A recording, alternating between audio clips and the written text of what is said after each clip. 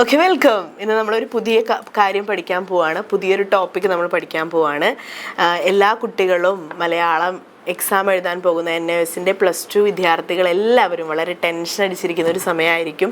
കാരണം എക്സാം എടുക്കാൻ തുടങ്ങി, നമുക്ക് പഠിക്കേണ്ട സമയം തുടങ്ങി. അപ്പോൾ എല്ലാ കുട്ടികൾക്കും ഒരു ടെൻഷൻ ഉണ്ടാകും, എങ്ങനെ പഠിക്കണം, ഏത് ഭാഗത്തു നിന്ന് പഠിക്കണം, ഏതൊക്കെ ഭാഗങ്ങളാണ് പഠിക്കേണ്ടത്, എങ്ങനത്തെ ക്വസ്റ്റ്യൻസ് ആണ് വരിക എന്നുള്ള ടെൻഷനുകൾ ഒരുപാടുണ്ടായിരിക്കും. അപ്പോൾ ആ ടെൻഷനൊക്കെ തീർക്കാൻ വേണ്ടിയിട്ടാണ് ഞാനിന്ന് വന്നിട്ടുള്ളത്. നമുക്കിന്നൊരു ക്വസ്റ്റ്യൻ പേപ്പർ അനലൈസ് ചെയ്യാം. നമുക്ക് ക്വസ്റ്റ്യൻ പേപ്പർ നോക്കി പഠിച്ചു തുടങ്ങാം. അപ്പോൾ ഞാൻ നിങ്ങളുടെ മലയാളം ടീച്ചർ അക്ഷയ അജീഷ്. എല്ലാവർക്കും എൻ്റെ ക്ലാസ്സിലേക്ക് സ്വാഗതം. അപ്പോൾ നമുക്ക് തുടങ്ങാം. മലയാളത്തിൻ്റെ കുറച്ച് വർഷങ്ങൾക്ക് മുന്നേ ഉള്ള ഒരു 4-5 വർഷങ്ങൾക്ക് മുന്നേ വരെയുള്ള ക്വസ്റ്റ്യൻ പേപ്പർ അനലൈസ് ചെയ്ത് നമ്മളൊരു ക്വസ്റ്റ്യൻ പേപ്പർ ഉണ്ടാക്കിയിട്ടുണ്ട്. ആ ക്വസ്റ്റ്യൻ പേപ്പറിലുള്ള കുറച്ച് ക്വസ്റ്റ്യൻസ് എന്ന് വെച്ചാൽ നിങ്ങൾക്ക് ആദ്യം 1 വേർഡ് ക്വസ്റ്റ്യൻസ് ആയിരിക്കും വരിക. എന്ന് വെച്ചാൽ 1 മാർക്കിൻ്റെ ക്വസ്റ്റ്യൻസ് ആണ് വരുന്നത്. അപ്പോൾ 1 മാർക്കിൻ്റെ ഏതൊക്കെ തരം ക്വസ്റ്റ്യൻസുകളാണ് മലയാളത്തിൽ വരുന്നത് എന്നൊക്കെ നമുക്ക് പഠിക്കാം. എങ്ങനെയൊക്കെയാണ് പഠിക്കേണ്ടത് എന്നൊക്കെ മിസ് പറഞ്ഞു തരാം. അപ്പോൾ നിങ്ങൾക്ക് ടോട്ടൽ 100 മാർക്കിനാണ് നിങ്ങളുടെ ക്വസ്റ്റ്യൻ പേപ്പർ വരുന്നത്. അതിൽ ഫസ്റ്റിൽ നിങ്ങൾക്ക് 20 ചോദ്യങ്ങൾക്ക് ശരിയായ ഉത്തരം തിരഞ്ഞെടുത്ത് എഴുതാനുണ്ടായിരിക്കും. ഫസ്റ്റിൽ നിങ്ങൾക്ക് 20 ചോദ്യങ്ങൾക്ക് ശരിയായ ഉത്തരം തിരഞ്ഞെടുത്ത് എഴുതുക. ഓരോ ക്വസ്റ്റ്യനും 1 മാർക്ക് വീതം വെച്ചിട്ടുള്ള ക്വസ്റ്റ്യൻസ് ആയിരിക്കും ഉണ്ടായിരിക്കുക. അപ്പോൾ അതിൽ നിങ്ങൾക്ക് 4 ഓപ്ഷൻസും തന്നിട്ടുണ്ടായിരിക്കും. അതിൽ കറക്റ്റ് ആയത് ഏതാണെന്ന് വെച്ചാൽ അത് തിരഞ്ഞെടുത്ത് എഴുതാനായിരിക്കും വരിക. അപ്പോൾ അതിൽ ഫസ്റ്റ് നമ്മുടെ ഇപ്പോൾ ക്വസ്റ്റ്യൻ പേപ്പറിൽ ചോദിച്ചിട്ടുള്ള ചോദ്യം എന്ന് പറയുന്നത് എന്താണ്? കുഞ്ചൻ നമ്പ്യാർ പുരാണ കഥകളെ തുള്ളലിലൂടെ പുനരാവിഷ്കരിച്ചത് എന്തിനു വേണ്ടിയായിരുന്നു? അപ്പോൾ നമ്മളൊരു ചാപ്റ്റർ നമ്മൾ പഠിച്ചിട്ടുണ്ട്, കാലനില്ലാത്ത കാലം എന്ന് പറയുന്ന ഒരു ചാപ്റ്റർ നമ്മൾ പഠിച്ചിട്ടുണ്ട് അല്ലേ? അതിൽ കുഞ്ചൻ നമ്പ്യാരാണ് ഒരു തുള്ളൽ പ്രസ്ഥാനത്തിൻ്റെ ഉപജ്ഞാതാവ്. ആരാണ്? കുഞ്ചൻ നമ്പ്യാരാണ്. അതുപോലെ തന്നെ ആധുനിക കവിത്രയങ്ങളിലുള്ള ഒരാൾ കൂടിയാണ് ആര്? കുഞ്ചൻ നമ്പ്യാർ അല്ലേ? പ്രാചീന കവിത്രയങ്ങളിലുള്ള ഒരാൾ കൂടിയാണ് ആര്? കുഞ്ചൻ നമ്പ്യാർ എന്ന് പറയുന്നത് അല്ലേ? അതുപോലെ തന്നെ അപ്പോൾ അദ്ദേഹത്തിൻ്റെ ഈ തുള്ളൽ പ്രസ്ഥാനത്തിലൂടെ അല്ലെങ്കിൽ പുരാണ കഥകളെ തുള്ളലിലൂടെ അദ്ദേഹം പുനരാവിഷ്കരിച്ചത് എന്തിനു വേണ്ടിയായിരുന്നു? അതിൽ ഓപ്ഷൻസ് തന്നിട്ടുള്ളത് ഭക്തിഭാവം വർദ്ധിപ്പിക്കാൻ, രാജാക്കന്മാരെ സ്തുതിക്കാൻ, കലകൾ പ്രചരിപ്പിക്കാൻ, നാട്ടിലെ അരക്ഷിതാവസ്ഥ മറികടക്കാൻ വേണ്ടിയിട്ട്. അപ്പോൾ നമ്മുടെ ചോദ്യം എന്താണ്? കുഞ്ചൻ നമ്പ്യാർ പുരാണ കഥകളെ തുള്ളലിലൂടെ പുനരാവിഷ്കരിച്ചത് എന്തിനു വേണ്ടിയായിരുന്നു? ദ ആൻസർ ഈസ് എന്താണ്? ഡി, നാട്ടിലെ അരക്ഷിതാവസ്ഥ മറികടക്കാൻ വേണ്ടിയിട്ട് അല്ലേ? നാട്ടിലെ അരക്ഷിതാവസ്ഥ മറികടക്കാൻ വേണ്ടിയിട്ടാണ് കുഞ്ചൻ നമ്പ്യാർ തുള്ളലിനെ, പുരാണ കഥകളെ തുള്ളലിലൂടെ ആവിഷ്കരിച്ചിരുന്നത് അല്ലേ? അതുപോലെ അത് ഒന്നാമത്തെ ക്വസ്റ്റ്യൻ. അപ്പം നമ്മൾ ആ ഒരു ക്വസ്റ്റ്യൻ നമ്മൾ ആൻസർ ചെയ്താൽ നമുക്ക് 1 മാർക്ക് കിട്ടും കേട്ടോ. അടുത്തത് പറയുന്നത് ആഭ്യന്തര വിപ്ലവം തുടങ്ങിക്കഴിഞ്ഞു, ഇനി രക്ഷയില്ല. ശ്രീ ഭഗവതി എന്ന കഥയിൽ ആഭ്യന്തര വിപ്ലവം എന്ന് വിശേഷിപ്പിക്കുന്നത് എന്തിനെയാണ് ശ്രീ ഭഗവതി എന്ന് പറയുന്ന കഥയിൽ ആഭ്യന്തര വിപ്ലവം എന്ന് പറയുന്ന ഒരു കാര്യത്തെ വിശേഷിപ്പിക്കുന്നത് എന്ത് കാര്യത്തെ കാണിക്കാൻ വേണ്ടിയിട്ടാണ് കാണിക്കുന്നത്? കുടുംബകലഹം അല്ലേ? കുടുംബകലഹത്തെ കാണിക്കാൻ വേണ്ടിയിട്ടാണ്. എന്തിനെ കുറിച്ചിട്ടാണ്? കുടുംബകലഹത്തെ കാണിക്കാൻ വേണ്ടിയിട്ടാണ് ആഭ്യന്തര വിപ്ലവം തുടങ്ങിക്കഴിഞ്ഞു, ഇനി രക്ഷയില്ല എന്ന് ശ്രീ ഭഗവതി എന്ന കഥയിലെ ആഭ്യന്തര വിപ്ലവം എന്ന് വിശേഷിപ്പിക്കുന്നത് കുടുംബകലഹത്തെയാണ്. ഓക്കെ, അടുത്തതായിട്ട് നമുക്ക് ചോദിച്ചിട്ടുള്ളത് ഉതുപ്പാന്റെ മരണം പ്രകൃതിയിൽ പ്രതിഫലിപ്പിച്ചത് എങ്ങനെ? ഉതുപ്പാന്റെ മരണം പ്രകൃതിയിൽ പ്രതിഫലിപ്പിച്ചത് എങ്ങനെയാണ് പ്രകൃതിയിൽ പ്രതിഫലിച്ചത്? ചന്ദ്രന്റെ മുഖം വിളറി എന്ന് പറയുന്നുണ്ട് അല്ലേ? ആ കഥയിൽ നമ്മൾ വായിക്കുന്ന സമയത്ത് ഉതുപ്പാൻ മരിക്കുന്ന സമയത്ത് എന്താണ്? ചന്ദ്രന്റെ മുഖം വിളറി എന്ന് പറയുന്നു അല്ലേ? അപ്പം അതിൻ്റെ ഉത്തരം എന്താണ്? ചന്ദ്രന്റെ മുഖം വിളറി. ഓക്കെ, അടുത്തത് ചോദിക്കുന്നത് 4ാമത്തെ ക്വസ്റ്റ്യൻ. എൻ്റെ സത്യാന്വേഷണ പരീക്ഷണ കഥ ഇത് ആരുടെ ആത്മകഥയാണ്? എൻ്റെ സത്യാന്വേഷണ പരീക്ഷണങ്ങൾ എന്നത് ആരുടെ ആത്മകഥയാണ്? ആരുടെയാണ്? ശ്രീനാരായണ ഗുരു ആണോ? ജവഹർലാൽ നെഹ്റു ആണോ? സ്വാമി വിവേകാനന്ദനാണോ? മഹാത്മാഗാന്ധിയാണോ? ആരുടെ ആത്മകഥയാണ് എൻ്റെ സത്യാന്വേഷണ പരീക്ഷണ കഥ എന്ന് പറയുന്നത്? ആരുടെയാണ്? നമ്മൾ പഠിച്ചിട്ടുണ്ട്, മഹാത്മാഗാന്ധിൻ്റെയാണ് അല്ലേ? മഹാത്മാഗാന്ധി എഴുതിയിട്ടുള്ളതാണ് എൻ്റെ സത്യാന്വേഷണ പരീക്ഷണ കഥ. അദ്ദേഹത്തിൻ്റെ ആത്മകഥയുടെ പേരാണ് എൻ്റെ സത്യാന്വേഷണ പരീക്ഷണ കഥ എന്ന് പറയുന്നത്. ഓക്കെ, അടുത്തത് 5ാമത്തെ ക്വസ്റ്റ്യൻ എന്ന് പറയുന്നത് എന്താണ്? മകനെ കാണാൻ ആശുപത്രിയിൽ വരരുത് എന്ന ഡോക്ടറുടെ നിർദ്ദേശം കേട്ട് എന്തും സംബന്ധിക്കുന്ന തരത്തിൽ തളർന്നിരുന്നത് ആരാണ്? ഇനി ഡോക്ടർ പറയാണ് മകനെ കാണാൻ വേണ്ടി ഹോസ്പിറ്റലിൽ വരരുത്, അവനെ ഞാൻ രോഗം മാറ്റി നല്ലൊരു മനുഷ്യനാക്കി നിങ്ങളുടെ കയ്യിൽ തരാമെന്ന് പറയുമ്പോൾ അത് കേട്ട് തളർന്നിരുന്നത് ആരാണ്? ഏതാണ് ചാപ്റ്റർ എന്ന് ഓർമ്മയുണ്ടോ? പുകമറയ്ക്കപ്പുറം കാണുന്നത് അല്ലേ? പുകമറയ്ക്കപ്പുറം കാണുന്നത് എന്ന് പറയുന്ന ചാപ്റ്ററിൽ മനോജിന് അത്രയും വലിയൊരു അസുഖമാണ്. അപ്പോൾ അവൻ്റെ ഈ അസുഖം വരാനുള്ള കാരണക്കാരാരാണ്? അവൻ്റെ അമ്മയും അച്ഛനുമാണ് എന്ന് അവൻ ഡോക്ടറോട് വെളിപ്പെടുത്തുന്ന സമയത്ത് ഡോക്ടർ അമ്മയോട് പറയണം, മനോജിൻ്റെ അമ്മയോട് പറയുന്നുണ്ട് എന്ത്, ഇനി മകനെ കാണാൻ നിങ്ങൾ വരരുത് എന്ന് പറയുന്നു. അപ്പോൾ അത് കേട്ടിട്ട് അമ്മ തളർന്നിരിക്കുകയാണ് ചെയ്യുന്നത്. അപ്പോൾ അതിൽ തളർന്നിരിക്കുന്നത് ആരാണ്? മനോജിൻ്റെ അമ്മയാണ്. ആരാണ്? മനോജിൻ്റെ അമ്മയാണ് തളർന്നിരിക്കുന്നത് അല്ലേ? അപ്പോൾ ഇനി അടുത്ത ക്വസ്റ്റ്യൻ വരുന്നത്, കർണപർവം എന്ന കഥയിലെ നായകനായ സെബാസ്റ്റ്യൻ 20 വർഷമായി കൊണ്ടു നടന്നിരുന്ന നാടക സംഘം പിരിച്ചുവിട്ടത് എന്തുകൊണ്ടാണ്? എന്തിനാണ് 20 വർഷമായി സെബാസ്റ്റ്യൻ കൊണ്ടു നടന്നിരുന്ന നാടക സംഘം പിരിച്ചുവിട്ടത്? എന്ത് കാരണത്താലായിരുന്നു? അവിചാരിതമായി അവർക്ക് സംഭവിച്ച ഒരു അപകടത്തിൻ്റെ തുടർന്നാണ് അല്ലേ? അവിചാരിതമായി അവർക്ക് സംഭവിച്ച ഒരു അപകടത്തെ തുടർന്നാണ് അവരെ അവരുടെ ആ ഒരു നാടക സംഘം പിരിച്ചുവിട്ടത് അല്ലേ? മിന്നുമുടുകളിൽ ദൃശ്യമാണിപ്പോഴും. ഉഡു എന്ന് പറഞ്ഞു കഴിഞ്ഞാൽ എന്താണ്? ഉഡുരാജമുഖി എന്ന് പറഞ്ഞിട്ടില്ലേ? ഉഡുരാജമുഖി എന്ന് വെച്ചാൽ നക്ഷത്രങ്ങൾ അല്ലേ? ഉഡു എന്ന് പറയുന്നത് നക്ഷത്രങ്ങളിൽ ദൃശ്യമാകുന്നത് എന്താണ്? നടുക്കമാണ് അല്ലേ? കാരണം അദ്ദേഹത്തിൻ്റെ മരണ സമയത്ത് ഉടുകളിൽ ദൃശ്യമാണ് ഇപ്പോഴും എന്ന് പറയുന്നത് എന്താണ്? അത് ആ ഒരു നടുക്കമാണ് കാണിക്കുന്നത് അല്ലേ?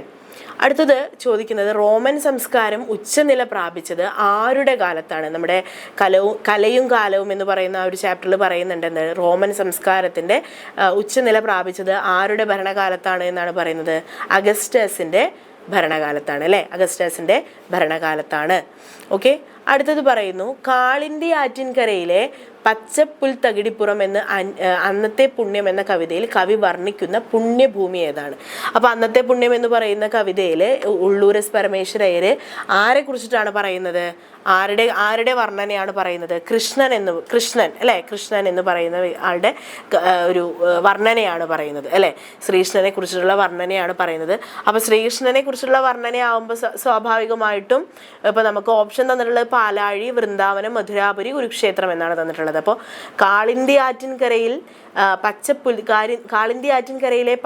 തകിടിപ്പുറം എന്ന് പറയുന്നത് വൃന്ദാവനത്തെയാണ് സൂചിപ്പിക്കുന്നത്. കാളിന്തി ആറ്റിൻകരയിലുള്ള ശ്രീകൃഷ്ണൻ കളിച്ചുല്ലസിച്ച് നടക്കുന്ന വൃന്ദാവനത്തെയാണ് പറയുന്നത് എന്ത്? പച്ചപ്പുൽ തകിടിപ്പുറം എന്ന് പറയുന്നത്. ഓക്കെ, അപ്പോൾ അതിൻ്റെ ആൻസർ ഏതാണ്? വൃന്ദാവനമാണ് കേട്ടോ. അടുത്തത്, വിട്ടയക്കുക എന്ന കവിതയിൽ നീലമേലാപ്പ് കെട്ടി കാത്തു നിൽക്കുന്നതായി കിളി പറയുന്നത് എവിടെയാണ്? കിളിക്ക് വേണ്ടി കാത്തിരിക്കുന്ന നീലമേലാപ്പ് കെട്ടി കാത്തു നിൽക്കുന്നത് എവിടെയാണെന്നാണ് പറയുന്നത്? എവിടെയാണ്? വാനാണ് അല്ലേ? ആകാശം, വാനിടം അല്ലേ? വാനിടമാണ് അതിൻ്റെ ആൻസർ വരുന്നത്. ഓക്കെ, അങ്ങനെ അടുത്തത് പറയുന്നത്, ഘടോത്കചൻ കിടക്കുന്നത് എങ്ങനെയാണെന്നാണ് ഗാന്ധാരി വിശേഷിപ്പിച്ചിരിക്കുന്നത്. ഗാന്ധാരി എങ്ങനെയാണ് പറയുന്നത്? നീലമല പോലെ കിടക്കുന്ന എന്താണ് പറഞ്ഞിട്ടുള്ളത്? ഘടോത്കചനെ എങ്ങനെയാണ് പറയുന്നത്? നീലമല പോലെയാണ് കിടക്കുന്നത് എന്നാണ് പറഞ്ഞിട്ടുള്ളത് അല്ലേ? ഗാന്ധാരി വിലാപത്തിൽ ആ അമ്മ കുട്ടികളെ, തൻ്റെ മക്കൾ മരിച്ചു കിടക്കുന്നത് കാണാൻ വേണ്ടി വരുന്ന സമയത്ത് ഘടോത്കചൻ കിടക്കുന്നത് കാണുമ്പോൾ അമ്മ എന്താണ് പറയുന്നത്? ഗാന്ധാരി ആയിട്ടുള്ള അമ്മ എന്താണ് പറയുന്നത്? ഘടോത്കചൻ ഗാന്ധാരിയുടെ പുത്രനല്ല, ഭീമസേനൻ്റെ മകനാണ്. ഘടോത്കചൻ മരിച്ചു കിടക്കുന്നത് കാണുമ്പോൾ അമ്മ എന്താണ് പറയുന്നത്? നീലമല പോലെ ആണ് ഘടോത്കചൻ എന്ന് വെച്ചാൽ അതിശക്തനാണ്, സമർത്ഥനാണ്, വളരെ ശക്തവാനായിട്ടുള്ള ഒരാളാണ് ഘടോത്കചൻ. അപ്പോൾ ഘടോത്കചൻ കിടക്കുന്നത് കാണുമ്പോൾ നീലമല പോലെ കിടക്കുന്നത് പോലെയാണ് ഗാന്ധാരിക്ക് തോന്നുന്നത് അല്ലേ? അപ്പം അതിൻ്റെ ഉത്തരം എന്താണ്? നീലമല പോലെയാണ് ഘടോത്കചൻ കിടക്കുന്നത്. ഈ ഒരു ചോദ്യം നമ്മുടെ ഒരുപാട് ക്വസ്റ്റ്യൻ പേപ്പറിൽ ചോദിച്ച് കണ്ടിട്ടുണ്ട് കേട്ടോ. ഘടോത്കചൻ കിടക്കുന്നത് എങ്ങനെയെന്നാണ് ഗാന്ധാരി പറയുന്നത് എന്ന് ചോദിച്ചിട്ടുണ്ട്. ഓക്കെ, അടുത്തത്, തീവണ്ടി ആപ്പീസിനെത്താനുള്ള യാത്രയിൽ വെള്ളായിയപ്പന് എതിരെ വന്നത് ആരാണ് വന്നത്? വെള്ളായിയപ്പന് എതിരെ വന്നത് ആരായിരുന്നു? കുട്ടിയസൻ മാപ്പിള അല്ലേ? കുട്ടിയസൻ മാപ്പിള അല്ലേ വന്നത്? അപ്പോൾ അതാണ് അതിൻ്റെ ആൻസർ വരുന്നത്. കുഞ്ഞുപാത്തുമ്മയുടെ എന്ന് വെച്ചാൽ എൻ്റെ ഉപ്പപ്പാർക്ക് ഒരു ആന ഉണ്ടായിരുന്നു എന്നുള്ള ചാപ്റ്ററിലെ കുഞ്ഞുപാത്തുമ്മയുടെ മുറിവ് വെച്ച് കെട്ടിയ ചെറുപ്പക്കാരൻ്റെ പ്രത്യേകത എന്തായിരുന്നു? അപ്പോൾ കുഞ്ഞുപാത്തുമ്മയ്ക്ക് മുറിവ് വെച്ച് കെട്ടി കൊടുക്കുന്നുണ്ട് അല്ലേ? അപ്പോൾ ആ ചെറുപ്പക്കാരൻ എന്തോ ഒരു പ്രത്യേകത ഉള്ളതായിട്ട് ആ ചാപ്റ്ററിൽ നമ്മൾ പറഞ്ഞിട്ടുണ്ട്. എന്തായിരുന്നു ചാപ്റ്ററിൽ ആ ചെറുപ്പക്കാരൻ്റെ പ്രത്യേകത എന്തായിരുന്നു? ഇടതു കൈയിൽ ചെറുവിരലില്ലായിരുന്നു അല്ലേ? അവന് എന്തായിരുന്നു? ഇടതു കൈയിൽ ചെറുവിരൽ അവന് ഇല്ലായിരുന്നു. ഓക്കെ, അതുപോലെ തന്നെ വിശ്വഭാരതി സ്ഥാപിച്ചത് ആരാണ്? വിശ്വഭാരതി സ്ഥാപിച്ചത് ആരാണ്? രവീന്ദ്രനാഥ ടാഗോർ അല്ലേ? വിശ്വഭാരതി സ്ഥാപിച്ചത് ആരാണ്? രവീന്ദ്രനാഥ ടാഗോർ ആണ് വിശ്വഭാരതി സ്ഥാപിച്ചത്. ഓക്കെ, അടുത്തത് ചോദിക്കുന്നത് MTയുടെ ഓർമ്മയിൽ കണ്ണാന്തളിപ്പൂക്കൾ വിടർന്നു നിന്ന കുന്ന് ഏതായിരുന്നു? ഏത് കുന്നിലാണ് MTയുടെ കഥയിൽ കണ്ണാന്തളിപ്പൂക്കൾ വിടർന്നു നിന്നിരുന്നത്? MT വാസുദേവൻ നായരുടെ കണ്ണാന്തളിപ്പൂക്കളുടെ കാലം എന്ന് പറയുന്ന ഈ ഒരു ചാപ്റ്റർ നിങ്ങളുടെ എക്സാമിന് അധികം ചോദിക്കാൻ സാധ്യതയുള്ള ഒരു ഭാഗമാണ് കേട്ടോ. ഫോക്കസ് ഏരിയയിൽ വന്നിട്ടുള്ളതാണ്. അത് മാത്രമല്ല ഒരുപാട് ക്വസ്റ്റ്യൻ പേപ്പറിൽ കണ്ണാന്തളിപ്പൂക്കളുടെ കാലം എന്ന് പറയുന്ന ഈ ഒരു ചാപ്റ്ററിൽ ഒരുപാട് ക്വസ്റ്റ്യൻസ് വന്നിട്ടുണ്ട്. അപ്പോൾ MTയുടെ ഓർമ്മയിൽ ഏത് കുന്നിൻ്റെ മുകളിലാണ് കണ്ണാന്തളിപ്പൂ വിടർന്നു നിൽക്കുന്നത്? ഏതിലാണ്? താനിക്കുന്ന് അല്ലേ? താനിക്കുന്നിലല്ലേ പറയുന്നത് അല്ലേ? താനിക്കുന്നിൽ ഇഷ്ടംപോലെ സുലഭമായ കണ്ണാന്തളിപ്പൂക്കൾ വിടർന്നു നിൽക്കുന്നുണ്ടാവുമെന്ന് പറയുന്നുണ്ട് അല്ലേ MT. അതുപോലെ തന്നെ നമ്മുടെ കടങ്കഥയുടെ വ്യാകരണം എന്ന് പറയുന്ന ചാപ്റ്ററിൽ തൊട്ടാൽ പൊട്ടും പളുങ്കു കൊട്ടാരം എന്ന് പറയുന്നുണ്ട്. എന്തിനാണ് ഇവിടെ കടുങ്കഥ നമുക്ക് കാണിച്ചു തരുന്നത്? എന്താണ് ആ കടങ്കഥയുടെ ഉത്തരം എന്ന് പറയുന്നത്? എന്താണ് ചില്ലാണോ, മൺകുടമാണോ, നീർപ്പോളയാണോ, കണ്ണാടിയാണോ? നമ്മുടെ ചാപ്റ്ററിൽ അത് വ്യക്തമായിട്ട് പറഞ്ഞിട്ടുണ്ട്. നീർപ്പോളയാണ് പളുങ്കു കൊട്ടാരമായിട്ട് അതിനെ ഇതാക്കുന്നത് അല്ലേ, ഉപമിക്കുന്നത്. നീർപ്പോളയെ പളുങ്കു കൊട്ടാരമായിട്ട് ഉപമിക്കുന്നതാണ് അല്ലേ. അപ്പോൾ തൊട്ടാൽ പൊട്ടും പളുങ്കു കൊട്ടാരം എന്താണ്? നീർപ്പോളയാണ് തൊട്ടാൽ പൊട്ടുന്ന പളുങ്കു കൊട്ടാരം എന്ന് പറയുന്നത്. ഓക്കെ, അതുപോലെ തന്നെ നമ്മുടെ സബർമതി ദൂരെയാണ് എന്ന് പറയുന്ന നാടകത്തിൽ തേവൻ്റെ മരിച്ചുപോയ മകളുടെ പേരെന്താണ്? തേവനും അതുപോലെ തന്നെ ശാന്തിയും മാധവനും വേണുവും ഒക്കെ ഉള്ളൊരു ചാപ്റ്റർ നമ്മൾ പഠിച്ചിട്ടുണ്ടായിരുന്നു അല്ലേ, സബർമതി ദൂരെയാണ് എന്ന് പറയുന്നത് അല്ലേ. അപ്പോൾ ഈ സബർമതി ദൂരെയാണ് എന്ന് പറയുന്ന ഈ ഒരു ചാപ്റ്ററിൽ തേവൻ്റെ മരിച്ചുപോയ മകളുടെ പേരെന്തായിരുന്നു? എന്താണ്? ശാന്തിയാണോ, മാധവിയാണോ, ചിരുതയാണോ, മാലയാണോ? ഏതാണ്? മാല അല്ലേ. മാല എന്ന് പറഞ്ഞ് ശാന്തിയെ വിളിക്കാൻ പറയുന്നുണ്ട് അല്ലേ. ശാന്തി അങ്ങനെ വിളിക്കാൻ പറയുന്നുണ്ട്. അപ്പോൾ അങ്ങനെ എന്താണ്? ശാന്തിയെ മാലയായിട്ട് കാണാൻ പറയുന്നുണ്ട് തേവനോടപ്പോൾ അല്ലേ. അപ്പോൾ മാല എന്നതാണ് തേവൻ്റെ മരിച്ചുപോയ മകളുടെ പേരെന്ന് പറയുന്നത്. അപ്പോൾ കാലനില്ലാതായതോടെ, അടുത്ത ക്വസ്റ്റ്യൻ ആണ്, കാലനില്ലാതായതോടെ നാടുവാഴിക്ക് നഷ്ടപ്പെട്ടത് എന്തൊക്കെയാണ് കാലനില്ലാതായതോടെ നാടുവാഴിക്ക് നഷ്ടപ്പെട്ടത്? കപ്പവും ചുങ്കവും നഷ്ടപ്പെട്ടു അല്ലേ. നാടുവാഴിക്ക് കാലനില്ലാതായതോടുകൂടി എന്താണ്? കപ്പവും ചുങ്കവും നഷ്ടപ്പെട്ടു അല്ലേ. അടുത്തത് പറയുന്നത് കർണപർവം എന്ന കഥയിലെ നായകനായ സെബാസ്റ്റ്യന് കാണികൾ നൽകിയ വിളിപ്പേര് എന്താണ് കർണപർവം എന്ന് പറയുന്ന കഥയിലെ സെബാസ്റ്റ്യന് കാണികൾ നൽകിയ വിളിപ്പേര്? കർണപർവം എന്നാണല്ലോ നമ്മുടെ കഥയുടെ പേര്. അപ്പോൾ സ്വാഭാവികമായിട്ടും എന്തായിരിക്കും? കർണൻ അല്ലേ. കർണൻ എന്ന് തന്നെയാണ് സെബാസ്റ്റ്യന് കാണികൾ നൽകിയ വിളിപ്പേരെന്ന് പറയുന്നത്. അടുത്തത് ഒരു വേർഡ് പറയും, ഒരു വാചകം. അത് നമ്മൾ വ്യത്യസ്ത പദങ്ങളായി പിരിച്ചെഴുതണേ. വ്യത്യസ്ത പദങ്ങളായി എങ്ങനെയാണ് പിരിച്ചെഴുതുക എന്നുള്ളത്. കവചകുണ്ടലങ്ങൾ എങ്ങനെ നമ്മൾ പിരിച്ചെഴുതുക? കവചമായ കുണ്ടലം എന്നാണോ, കുണ്ടലത്തിൻ്റെ കവചം എന്നാണോ, കവചത്തിൻ്റെ കുണ്ടലങ്ങൾ എന്നാണോ, കവചവും കുണ്ഡലവും എന്നാണോ? എങ്ങനെയാണ് എഴുതുക? കവചവും കുണ്ഡലവും എന്നാണ് നമ്മൾ പിരിച്ചെഴുതുക അല്ലേ. അപ്പോൾ കവചകുണ്ടലങ്ങൾ എന്ന് നമ്മൾ പിരിച്ചെഴുതുന്നത് എങ്ങനെയാണ്? കവചവും കുണ്ഡലവും എന്നാണ് നമ്മൾ പിരിച്ചെഴുതുന്നത്. അടുത്ത ക്വസ്റ്റ്യൻ വരുന്നത് സ്വയം അലക്കാൻ ശീലിച്ചതോടെ ഗാന്ധിജി ലോകത്തിന് നൽകിയ സന്ദേശം എന്താണ്? സ്വയം അലക്കാൻ ശീലിക്കുന്നതിലൂടെ ഗാന്ധിജി ലോകത്തിന് നൽകുന്ന സന്ദേശം ഏതാണ്? സ്വയം അലക്കുന്നത് ആരോഗ്യത്തിന് നല്ലതാണ് എന്നതാണോ, അതോ എല്ലാവരും സ്വയം തൊഴിൽ ശീലിക്കണമെന്നാണോ, സ്വാശ്രയം ജീവിതത്തിന് അനുപേക്ഷണീയമാണ് എന്നതാണോ? സ്വാശ്രയം ജീവിതത്തിന് അനുപേക്ഷണീയമാണ് എന്നതാണ് അല്ലേ. അപ്പോൾ സ്വയം അലക്കാൻ ശീലിക്കുന്നതിലൂടെ ഗാന്ധിജി പറഞ്ഞു തരുന്നു, അതിലൂടെ നമ്മൾ എന്താണ് പറയുന്നത്? എന്താണ് ശീലിക്കേണ്ടത്? സ്വാശ്രയത്വം ജീവിതത്തിന് അനുപേക്ഷണീയമാണ് അല്ലേ. നമ്മൾ സ്വന്തം കാലിൽ നിൽക്കണം, അല്ലെങ്കിൽ സ്വന്തം നമ്മുടെ കാര്യങ്ങൾ ചെയ്ത് ശീലിക്കണം എന്നുള്ളൊരു ഇതാണ് നമുക്കവിടെ ഗാന്ധിജി തരുന്നത് അല്ലേ. അടുത്തതായിട്ട് പറയുന്നത് കൃഷ്ണൻ്റെ കണ്ണുകളിൽ നിറയുന്നത് എന്താണെന്നാണ് ഉള്ളൂർ പറയുന്നത്. കൃഷ്ണൻ്റെ കണ്ണുകളിൽ നിറയുന്നത് എന്താണ് കൃഷ്ണൻ്റെ കണ്ണുകളിൽ നിറയുന്നത്? ആഹ്ലാദമാണോ, നിരാശയാണോ, ദേഷ്യമാണോ, കനിവാണ് അല്ലേ. കൃഷ്ണൻ്റെ കണ്ണുകളിൽ നിറയുന്നത് എന്താണ്? കനിവാണ് അല്ലേ. കൃഷ്ണൻ്റെ കണ്ണുകളിൽ കനിവ് നിറയുന്നുണ്ട് എന്നതാണ് പറയുന്നത് അല്ലേ. അതുപോലെ തന്നെ ഇന്ന് ഞാൻ നാളെ നീ എന്ന കവിതയിൽ കുരിശിൻ്റെ മഹത്വമായി കവി കൽപ്പിക്കുന്നത് എന്താണ്? കുരിശിൻ്റെ മഹത്വമായി കവി കൽപ്പിക്കുന്നത് എന്താണ്? പാപങ്ങളില്ലാതെ ആക്കി ഭൂമിയെ സ്വർഗത്തോളം ഉയർത്താൻ വഴി കാട്ടുന്ന ഒന്നാണ് കുരിശ് എന്ന് പറയുന്നത് എന്നതാണ് അദ്ദേഹം ആ ഒരു വരിയിലൂടെ നമുക്ക് മനസ്സിലാക്കി തരുന്നത്. എന്താണ്? ഇന്ന് ഞാൻ നാളെ നീ എന്ന് പറയുന്ന ഈ ഒരു കവിതയിലൂടെ കവി നമുക്ക് മനസ്സിലാക്കി തന്നെ കുരിശിൻ്റെ മഹത്വം എന്തായിട്ടാണ് കവി കാണിച്ചു തരുന്നത്? പാപങ്ങളില്ലാതെയാക്കി ഭൂമിയെ സ്വർഗത്തോളം ഉയർത്താൻ വഴി കാട്ടി തരുന്നതാണ് കുരിശ് എന്നതാണ് അദ്ദേഹം ആ ഒരു കവിതയിലൂടെ നമുക്ക് പറഞ്ഞു തരുന്നത്. ഓക്കെ, അടുത്ത ക്വസ്റ്റ്യൻ എന്ന് പറയുന്നത്, ശ്രീ ഭഗവതി എന്ന കഥയിൽ പുരുഷമേധാവിത്വ ചിന്ത പുലർത്തുന്ന കഥാനായകൻ ഭാര്യയെ കീഴ്പ്പെടുത്താനായി പ്രയോഗിക്കുന്ന തന്ത്രം എന്താണ്? എന്താണ് ആ തന്ത്രം? എന്താണ് പറയുന്നത്? ഭാര്യയെക്കുറിച്ച് എന്താണ്, ഭാര്യയോട് എന്താ പറയുന്നത്? നീയാണെൻ്റെ ശ്രീ ഭഗവതി എന്ന് പറഞ്ഞ് പ്രശംസിക്കുകയാണ് അല്ലേ. എന്താ പറയുന്നത്? നീയാണെൻ്റെ ശ്രീ ഭഗവതി എന്ന് പറഞ്ഞ് പ്രശംസിക്കുകയാണ് ഭാര്യയെ അല്ലേ. അപ്പോൾ അതാണ് ശ്രീ ഭഗവതി എന്ന കഥയിലെ പുരുഷമേധാവിത്വമുള്ള ചിന്ത പുലർത്തുന്ന കഥാനായകൻ ഭാര്യയെ കീഴ്പ്പെടുത്താൻ വേണ്ടി ഉപയോഗിക്കുന്ന തന്ത്രം ഇതാണ് എന്നാണ് പറയുന്നത് കേട്ടോ. പിന്നെന്താ പറയുന്നത്? എന്തു വന്നാലും കിണർ മൂടുകയില്ല എന്ന് ഉതുപ്പാൻ പറയാൻ കാരണം എന്തായിരുന്നു?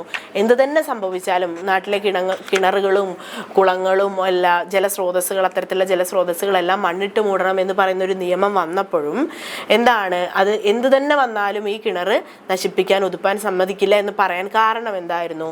അത് അയാളുടെ ജീവിത സർവസ്വമായതുകൊണ്ടാണ് അല്ലേ. അത്രയും ബുദ്ധിമുട്ടിയിട്ടാണ് ഉതുപ്പാൻ അവിടെ ഒരു കിണർ നിർമ്മിക്കുന്നത്. അപ്പോൾ അത് അദ്ദേഹത്തിൻ്റെ ജീവിതത്തിൻ്റെ ഒരു ഭാഗമായത് കാരണമാണ്, ജീവിതത്തിൻ്റെ അല്ലെങ്കിൽ അദ്ദേഹത്തിൻ്റെ ജീവിതത്തിൻ്റെ എല്ലാം ആയതുകൊണ്ടാണ് അദ്ദേഹം അത് വേണ്ട അല്ലെങ്കിൽ എന്താണ് അത് ഞാൻ നശിപ്പിക്കാൻ സമ്മതിക്കില്ല എന്ന് ഉറപ്പിച്ച് പറയുന്നത് അല്ലേ. അടുത്തത് ചോദിക്കുന്നത്, കലകൾ വികസിക്കുന്നത് ഏത് ദശയിലാണെന്നാണ് MP ഇപ്പോൾ പറയുന്നത്? ഏത് ദശയിലാണ് കലകൾ വികസിക്കുന്നത്? ഏത് ദശയിലാണ്? സാഹചര്യങ്ങളുടെ പക്വദശയിലാണ് അല്ലേ. അപ്പോൾ അതിനൊരു എക്സാമ്പിൾ ഞാൻ പറഞ്ഞു തന്നിട്ടുണ്ടായിരുന്നു, നമ്മുടെ ക്ലാസ്സിൽ പറഞ്ഞിട്ടുണ്ടായിരുന്നു. എന്താണ്? നമ്മുടെ ഇപ്പോൾ പണ്ട് കാലത്തെ മലയാള സിനിമയിലുള്ള കവിതകൾ അല്ലെങ്കിൽ എഴുത്തുകൾ, പാട്ടുകൾ പോലത്തെ പാട്ടുകളല്ല ഇപ്പോഴത്തെ മലയാള സിനിമയിലുള്ള പാട്ടുകൾ. അത് എന്തുകൊണ്ടാണ്?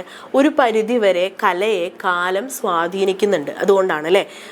ഓരോ കലകളെയും ആ കാലഘട്ടത്തിലെ ആളുകൾ സ്വാധീനിക്കുമ്പോൾ അല്ലെങ്കിൽ അതിന് ആ കാലഘട്ടത്തിലെ ആളുകളും കൂടെ ഏറ്റെടുക്കുമ്പോഴാണ് അത്തരത്തിലുള്ള കലകൾ ഉണ്ടാവുന്നത് അല്ലേ. അപ്പോൾ പണ്ട് കാലത്ത് എഴുതിയതുപോലുള്ള പാട്ടുകൾ, വർക്കുകളൊന്നും ഇക്കാലത്ത് ഇല്ലാത്തത് എന്നുള്ളൊരു ചോദ്യത്തിനുള്ള ഉത്തരമാണ് കലയെ കാലം ഒരു പരിധി വരെ സ്വാധീനിക്കുന്നുണ്ട് എന്നുള്ളത്. അപ്പോൾ കലകൾ വികസിക്കുന്നത് ഏത് ദശയിലാണ് എന്ന് MP ഇപ്പോൾ ചോദിക്കുമ്പോൾ അതിനുള്ള ഉത്തരം എന്താണ്?